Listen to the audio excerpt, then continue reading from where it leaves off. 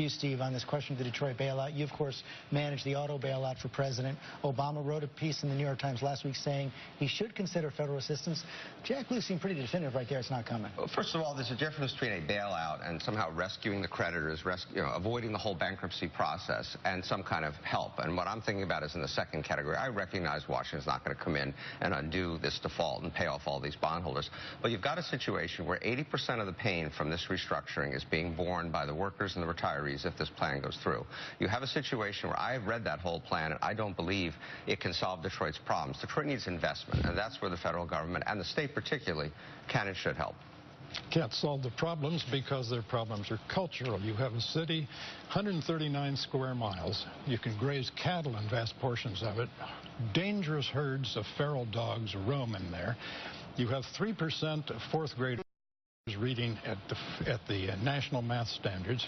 47% of Detroit residents are functionally illiterate. 79% of Detroit children are born to unmarried mothers. They don't have a fiscal problem, Steve. They have a cultural collapse. I find that really insulting to the people of Detroit. I think there is a serious discussion to be had in this country about the future of cities in a time of deindustrialization. But in many ways, Detroit has been a victim of market forces, and I think that what Steve said is so critical, that retirees and workers should not bear this, and this story should not be hijacked as one of about greedy fiscal public unions and fiscal irresponsibility. What Steve said in his op-ed was the people of Detroit are no more to blame than the victims of Hurricane Sandy, because apart from voting, you said, well, what did they vote for? For 60 years they voted for incompetents, malcontents, and in some cases, get the last word. So that's fine. And so what do you want to do? Do you want to leave them sitting in exactly the situation you just described, or in the spirit of America trying to help people who are less fortunate, whether they're victims of natural disasters or their own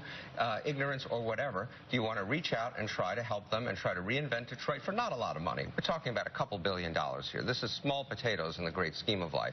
Or else you have your scenario. Just leave them all sit with feral dogs for the rest of their lives. Hobbesian anarchy. It's going to